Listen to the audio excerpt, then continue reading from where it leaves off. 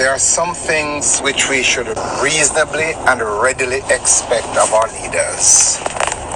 And those things include being truthful, being honorable, living and leading in ways that are exemplary, obeying the law, following the Constitution, complying with the canons of the offices they hold.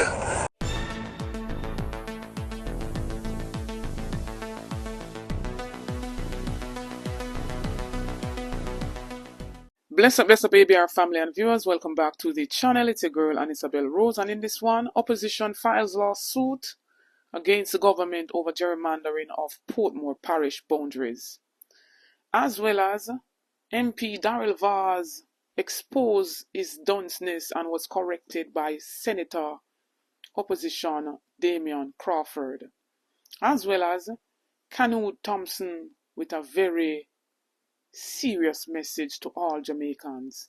Stay tuned for the details at hand. Don't forget to like, share and subscribe to the channel. Notification shout out goes to Annetta Spike. Big up yourself, Annetta. Thanks for the continued support from each and every one. So ABR family, after we seen the government pass this 15th Portmore parish bill here without proper consultation of the residents and without the input of the ECJ, who is legally set there to cut out boundaries, right? And they passed it in the House of Representatives and went ahead again and passed it in the House of Senate, to which the opposition objected from day one.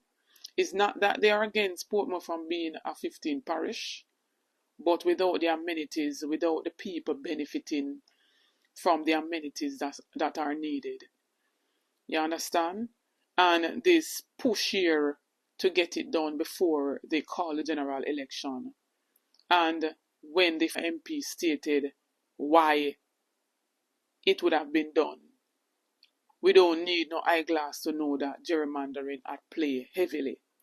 And so in his budget presentation, People's National Party President Opposition Leader Mark Golding outlined that they have filed a suit yesterday in the Constitutional Court to strike down that bill that was passed in the upper and the lower house. Take a listen. The approach being taken by this government to the establishment of Portmore as a parish, the approach being taken by this government to the establishment of Portmore as a parish is a dangerous incursion into long-settled processes for re-establishing electoral boundaries. The act that was passed, which establishes the Portmore parish boundary, does not integrate with the existing electoral boundaries. The Constitution does not allow constituency or divisional boundaries to span parish boundaries. So it will necessitate a realignment of the constituency and electoral boundaries to align with the parish. Mr. Speaker, the gerrymandering motives behind this initiative were publicly expressed by a former member of the cabinet of this government and have never been refuted. Never. Mr. Speaker, we strenuously argued and then voted against the legislation, primarily because the legislated boundaries of that new parish will necessitate realigning several constituency and divisional electoral boundaries without the settled processes of the Electoral Commission of Jamaica having first been engaged and in violation of the requirements of the Constitution.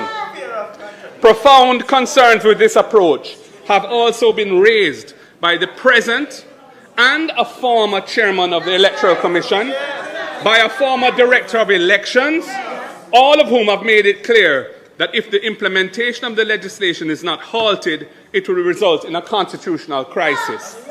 Mr. Chairman, the chairperson of the People's National Party has written to the minister with responsibility for local government, in whose name the bill was tabled and who piloted the legislation through this House, to seek certain assurances in this regard. None have been forthcoming.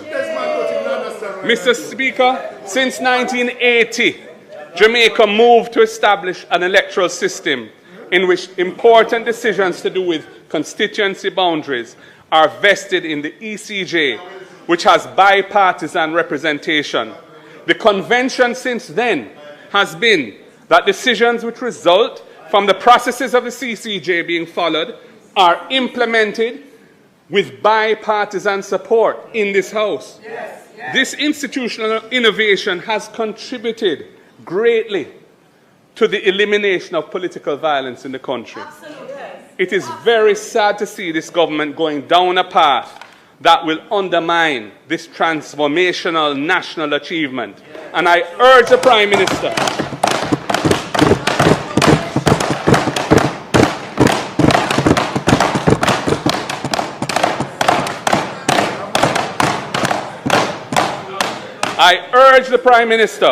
to ensure that as part of his legacy to Jamaica, this inconceived legislation is not brought into effect. Anyway, Mr. Speaker, in the meantime, yesterday we filed suit in the Constitutional Court to strike down the legislation.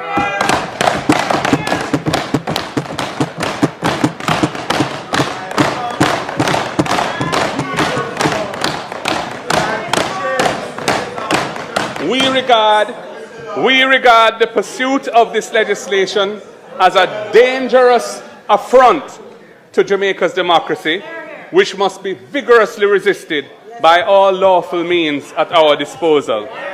So as we await the outcome of that lawsuit that has been filed, a whole heap of people agree with this. I too agree with it. No gerrymandering about here.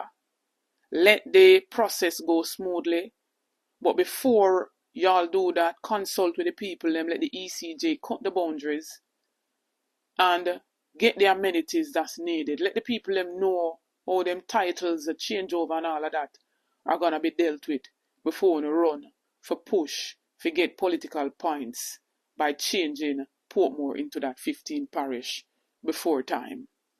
Moving right along, we're seeing Opposition Senator Damian Crawford laid out in a speech at a campaign that they will make at least one person out of every household be given that opportunity to get a tertiary education, just like what Michael Manley had done. A whole heap of people got help sent to England, to other countries to pursue a tertiary education by the help of Michael Manley. Enough people can take them hats off and give Michael Manley that praise for what the policy that he has put in place. And we're seeing this government has strayed away from that.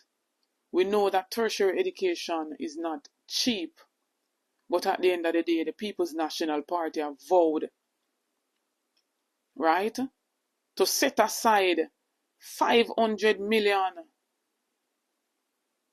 right, to assist in tertiary education for at least one person out of every household.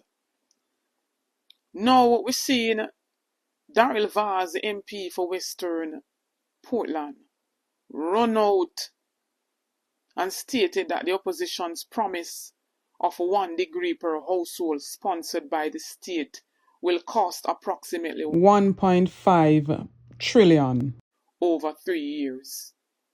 And right away, Damian Crawford corrected him and he posted, "Sigh, our education is failing badly.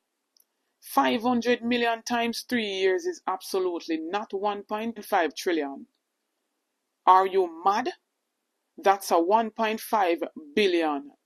That is 0.1% of the budget."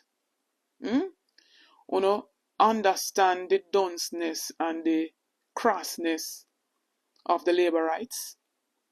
Even the MPs, when you say is a bunch of loggerheads, majority of them running the country, and that is why they have run down our education system from 80% down to 18%, with students passing math and English at the CSEC level when we are come from 80%.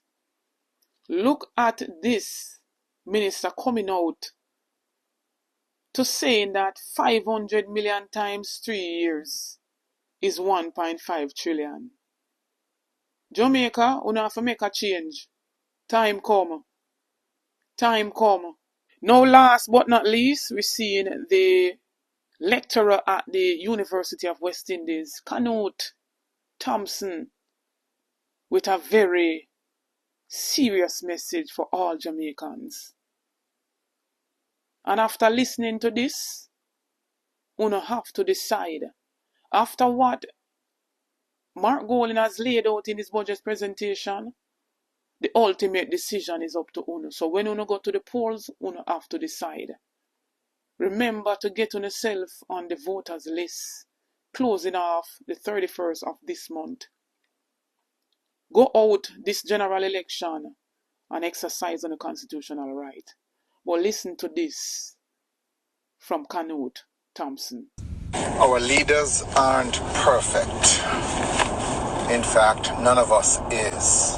But there are some things which we should reasonably and readily expect of our leaders. And those things include being truthful, being honorable, living and leading in ways that are exemplary, obeying the law, following the Constitution, complying with the canons of the offices they hold, and setting a standard for the rest of us to follow. I am convinced, and I have no difficulty making this clear, that our Prime Minister Andrew Holness has repeatedly demonstrated that he is a poor example of transparency, of integrity, of truthfulness, of honor, of obeying the law, and of abiding by the Constitution. This country must decide whether it will honor the conduct of such a person by re-electing him to office. On the other hand, I am convinced that Peter Bunting and Peter Phillips have displayed a level of commitment to truthfulness and honor, compliance with the law, leading by example, and setting standards that others can emulate, with standards I urge the Prime Minister to adopt. I am Canute Thompson, and I stand by these views, and I challenge anyone to show me where either Peter Bunting or Peter Phillips has broken the law, acted dishonestly or dishonorably, lied to the people of this country, or misled the Parliament. I challenge you to show me where either Peter Bunting or Peter Phillips has been hauled before the court and have had judgments made against them for violating the law and the Constitution. At some point, my friends, we must decide on the kind of leadership we want. At some point, my friends, we must place honor above popularity, we must place performance above PR, and we must do for Jamaica what we'll be proud that we have left for our children. For this fiscal year now ending, 2024-25, was funded by over 70 billion of non-tax revenues, which came from the sale of 12 years of future income. That meant that what is to be earned over 12 years from Jamaica's future revenues from the Norman Manley International Airport was sold, and sold so that that money could be spent now. And it has been confirmed that another large sale of future income is to take place in the coming year. However, despite my asking, no further details have been provided. Clearly, Mr. Speaker, this will be another run-with-it transaction, selling off future revenues to fund expenditures for this year's budget. In other words, further emptying the cupboard in the coming years with nothing lasting to show for it. This is not sound fiscal management.